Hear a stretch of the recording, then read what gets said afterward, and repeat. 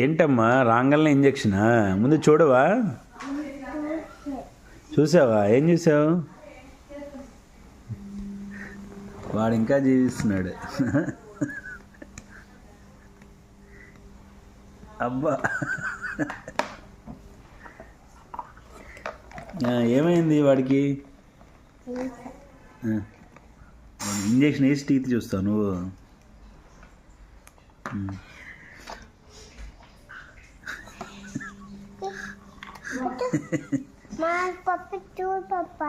ఏమైందనా? వాడు వాడు arrest patient వాడు.